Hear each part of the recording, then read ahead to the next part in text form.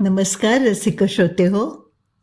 आज आपण ऐकणार आहोत एक नवीन कथा. 31 डिसेंबरच्या मध्यरात्री. लेखक रत्नाकर मतकरी आणि कथासंग्रहाचं नाव आहे ऐक, टोले पडतायत. ऐकूया. 31 डिसेंबरच्या मध्यरात्री. कधी कधी आपला पेशा डॉक्टरचा आहे या गोष्टीचा असा संताप येतो. डॉक्टर हा समाजाच्या उपयोगी पडण्यासाठीच आहे. डॉक्टरला खाजगी आयुष्य असूच शकत नाही. डॉक्टर हे दीन दुबळ्यांची सेवा करण्यासाठी प्रत्यक्ष भगवंताने घेतलेलं रूप आहे, वगैरे वगैरे सगळं खरं आहे. तरीही वर्षभरातून एकदा कधीतरी, वर्षाच्या शेवटच्या दिवशी नाही, म्हणजे दिवशी नव्हे, दिवसभर रुग्णसेवा केल्यानंतर रात्री डॉक्टर जर आपल्या कुटुंब कबिल्याबरोबर हसायला बोलायला बसला. नव्या वर्षाच्या स्वागताच्या पार्टीतला विस्कीचा ग्लास त्याने हातात घेतला आणि तो नुसता तोंडाला लावला न लावला तोच त्याला व्हिजिटसाठी फोन आला. असा आला फोन की तो फोन करणाऱ्याला मनातल्या मनात का होईना 4 शिव्या हसडणारच ना. बरं, त्यावेळेला मी अगदी मजेत होतो असंही नाही. संगीताचे दिवस भरत आले होते आणि तिला कुठल्याही क्षणी हॉस्पिटलमध्ये दाखल करावं लागेल अशी परिस्थिती होती. याचा माझ्या मनावर भरपूर ताण होता. तिच्या थोरल्या बहिणीच्याच घरी आम्ही सगळे जमलो होतो आणि आयत्या वेळेला धावाधाव करायला आजूबाजूला माणसं होती. हाच काय तो त्यातल्या त्यात दिलासा. तरीही आज रात्री तिला सोडून जायला मी नाखुश होतो. घरातला पेशंट सोडून बाहेर परोपकार करीत फिरायचं म्हणजे जरा. पण फोन काणेमामांचा होता. काणेमामा माझ्या वडिलांचे मित्र, म्हणजे मला वडिलांच्याच ठिकाणी होते. शहराच्या एका कोपऱ्यातलं त्यांचं लॉजिंग बोर्डिंग आता फारसं चालत नव्हतं. काणेमामांचंही आता वय झालं होतं. तरीही ते तशीच गरज पडल्याशिवाय मला तसदी देत नसत. आज अशा अपरात्री त्यांनी माझ्या लॉजवर एक पेशंट आहे, असशील तसा निघून ये असं म्हटल्यानंतर बाप खास गंभीर असणार हे उघड होतं. माझा नाईलाज झाला. आम्ही काळजी घेऊ संगीताची, तुम्ही अगदी स्वस्थ मनाने जा, संगीताच्या ताईनं आश्वासन दिलं. संगीता मला आणि स्वतःलाही धीर देण्यासाठी आज काही होत नाही आहे रे, जा तू असं म्हणाली. तरीही तिच्या डोळ्यातले काकुळतीचे भाव मला वाचता येत होते. आलोच मी आत्ता, तोवर तेवढी कळ काढ असं म्हणून मी माझी बॅग घेतली आणि घाईघाईने गाडी काढली. एअर एंडची मजा लुटायला बाहेर पडलेल्या गाणाऱ्या वाजवणाऱ्या टोळक्यांच्या गाड्यांमधून मनाविरुद्ध घराबाहेर पडलेल्या या डॉक्टरने शक्य तितक्या वेगाने गाडी हाणली. काणेमामांच्या दत्तकृपा लॉजशी मी पोहोचलो तेव्हा 11 वाजून गेले होते. काणेमामा धोतर सदऱ्यावर काळी टोपी घालून अस्वस्थपणे माझी वाट पाहत उभे होते. मला पाहिल्याबरोबर त्यांना हायसं वाटलं. बरं झालं आलास. अरे मला तर काही समजेन असं झालं आहे. बरं, प्रकार इतका विचित्र आहे रे की दुसरा एखादा डॉक्टर वेड्यातच काढायचा, म्हणून तुला बाहेर काढावं लागलं असल्या थंडीत, काणेमामा म्हणाले. काय झालं आहे काय, मी विचारलं. ते बाबा तूच काय ते बघ आणि ठरव रे. आज दुपारी हा पेशंट माझ्याकडे आला आणि म्हणाला आज मध्यरात्री बरोबर 12 वाजता मी मरणार. काय? मी चकित होऊन विचारलं. पण तोवर आम्ही 2 मजले चढून रूम नंबर 24चा लोटून घेतलेलं दार ढकलून आत पाऊल टाकलं होतं. आत एक वृद्ध पलंगावर पडला होता. एखाद्या चिंध्यांच्या बाहुल्यासारखा गलित गात्र होऊन त्याचे अशक्त हातपाय निश्चेतन दिसत होते आणि चेहरा पांढरा फटक पडला होता. हनुवटीवरच्या पांढऱ्या खुंटांनी आणि डोक्यावरच्या कापसासारख्या पांढुरक्या विरळ केसांनी तो निर्जीव मुखवटा अधिकच भकास वाटत होता. खोल गेलेले डोळे आढ्याकडे एकटक पाहत होते. मी त्याचं पिवळट पडलेलं मनगट हातात घेतलं आणि नाडी पाहिली. ती मंद होत चालली होती.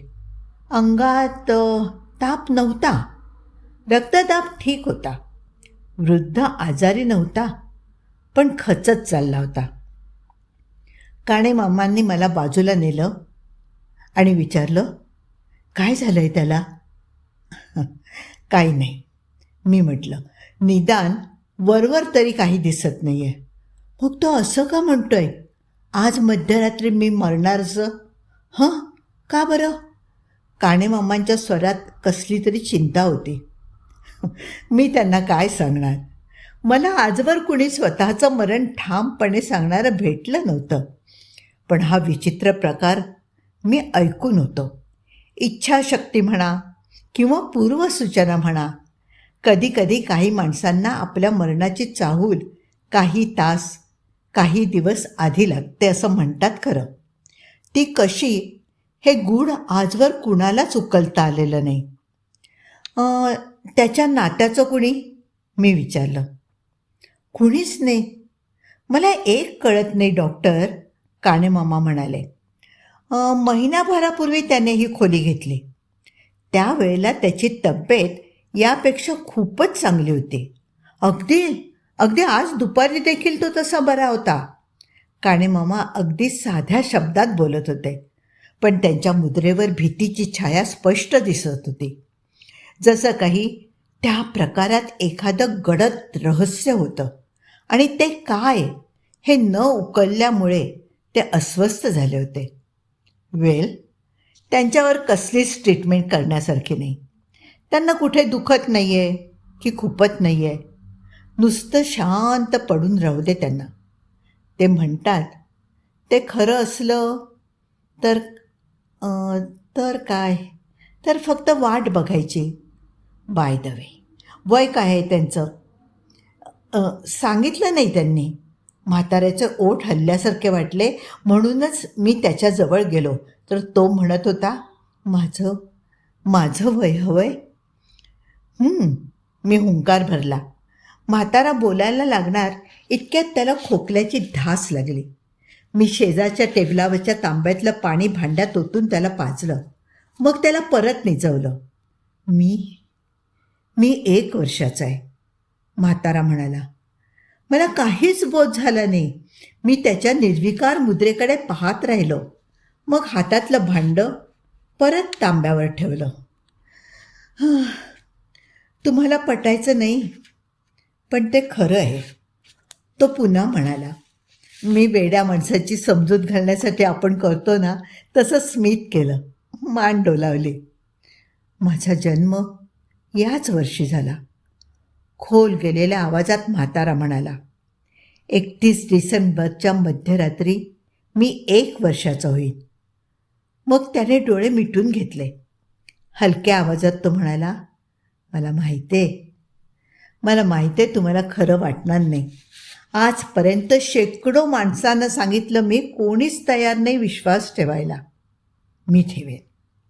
मी ठेवेन विश्वास, मी म्हणालो. सांगा तर खरं. म्हाताऱ्याने काही क्षण तसेच जाऊ दिले. मग दीर्घ श्वास घेतला आणि प्रयासाने बोलायला सुरुवात केली. मी यंदाच जन्मलो, पण जन्मल्यावर आठवडाभरातच मला बोलता चालता यायला लागलं. आपल्या हातानं खाता यायला लागलं. आईवडिलांची तर त्रेधाच उडाली. ती दोघं मला डॉक्टरकडे घेऊन गेली. डॉक्टर काय सांगणार, मी काही आजारी नव्हतो. कसला तरी जाडजूड वैद्यकीय शब्द वापरून त्याने आमची बोळवण केली. पण पुढच्याच आठवड्यात परत डॉक्टरकडे जावं लागलं. डॉक्टरने स्पेशालिस्टला बोलवलं. ते तरी काय म्हणणार, कुठलाही 4 वर्षांचा मुलगा असेल तसा मी होतो. माझ्या आईवडिलांनी तर माझी धास्तीच घेतली. आणखीन आठवडाभरात मी 6 वर्षांचा झालो आणि एकूण महिनाभरात 8 वर्षांचा. डॉक्टरांनी मला हॉस्पिटलमध्येच ठेवलं. माझं निरीक्षण करायला लागले. हा काय प्रकार आहे याचा विद्यार्थी अभ्यास करायला लागले. पण कुणाला काही कळत नव्हतं. 2 महिन्यातच मी 16 वर्षांचा झालो आणि त्या हॉस्पिटलला, लोकांच्या नजरांना आणि असंख्य तपासण्यांना कंटाळून मी तिथून पळून गेलो. त्यानंतर मी कधीही एका ठिकाणी महिनाभरापेक्षा अधिक थांबलोच नाही. जमतील ती कामं करून दिवस काढले. आठवड्याला 2 वर्ष या क्रमाने मोठा होत आणि मग एकदम एक गोष्ट माझ्या लक्षात आली. कुठली? मी विचारलं. तुम्हाला ती कल्पना ठाऊक आहे ना? गेलं वर्ष आणि येतं वर्ष चित्रात नाही का दाखवत? गेलं वर्ष म्हणून तो दाढीवाला, हातात विळा घेतलेला म्हातारा दाखवतात आणि नवं वर्ष म्हणून छोटं बाळ. त्या कल्पनेचा उगम कशावरून झाला असेल माहीत आहे? जगात अशी माणसं असतील माझ्यासारखी, नव्या वर्षाबरोबर जन्माला येणारी आणि वर्षाच्या शेवटच्या क्षणी मरून जाणारी. त्यांच्याच दंतकथा झाल्या असतील. चित्रात पाहणाऱ्याला वाटतं की हे बाळ आणि हा म्हातारा ही प्रतीकं आहेत. पण नाही, तसं नाही. ते कधीतरी कुठेतरी असतील माझ्यासारखे. म्हाताऱ्याने भिंतीकडे तोंड वळवलं. तो पुटपुटत होता. मी यंदाचं वर्ष होतो. यंदाचं वर्ष. काणे मामा आणि मी त्याच्याकडे पाहत राहिलो निःशब्दपणे. अचानक काहीतरी माझ्या लक्षात आलं. मी खाली वाकलो आणि त्या वृद्धाचा हात उचलला. त्यावेळेस हाताला नाडी अजिबात लागली नाही. मी त्याचा हात खाली ठेवला. कशी कोण जाणे एक थंड शिरशिरी माझ्या अंगातून गेली. क्षणभर सारं जग थांबल्यासारखं वाटलं. मी डावा हात उचलला आणि मनगटावरचं घड्याळ पाहिलं. दोन्ही काटे 12वर होते. दूर कुठेतरी फटाके वाजले. जुनं वर्ष संपलं होतं आणि तो म्हातारा देखील. मी संगीताच्या बहिणीच्या घरी परतलो तरी त्या म्हाताऱ्याचा तो निर्विकार सोशिक चेहरा माझ्या डोळ्यांपुढून हलत नव्हता. त्याने सांगून ठेवल्याप्रमाणे बरोबर 12 वाजता त्याचा प्राण गेला. हा योगायोग असेल का? असेल असं मी स्वतःला पटवण्याचा प्रयत्न करत होतो, पण मनाची समजूत पटत नव्हती. ठीक आहे, या क्षणी तरी ते विसरून जायचं. पार्टीची मजा लुटायची. मग हा बाजूला ठेवलेल्या विस्कीच्या ग्लासनं चेअर्स करून नव्या वर्षाचं स्वागत करायचं. मी दिवाणखान्यात पाऊल ठेवलं, पण तिथे पार्टी चालू नव्हती. सगळं शांत होतं. गेली कुठे सगळी मंडळी? एवढ्यात संगीताची ताई हसत हसत बाहेर आली. मी तिला विचारलं, हे काय, एवढ्यात संपली पार्टी? संपेल बरी, ताई म्हणाली. ती पार्टी आता हॉस्पिटलमध्ये चालू आहे. सगळी मंडळी गेली आहेत तिथे. मग हा फोन आला होता, तुम्हाला मुलगा झाला आहे, हार्टीएस्ट कॉंग्रॅच्युलेशन्स. थँक्यू, मी मंदपणे म्हटलं. आणि मजा माहीत आहे का? ताई उत्साहाने विचारत होती. मुलगा बरोबर किती वाजता जन्मला असेल? सांगा बरं. मला ते माहिती होतं. कथा इथे संपली आहे. पुन्हा भेटूया नव्या कथेसह.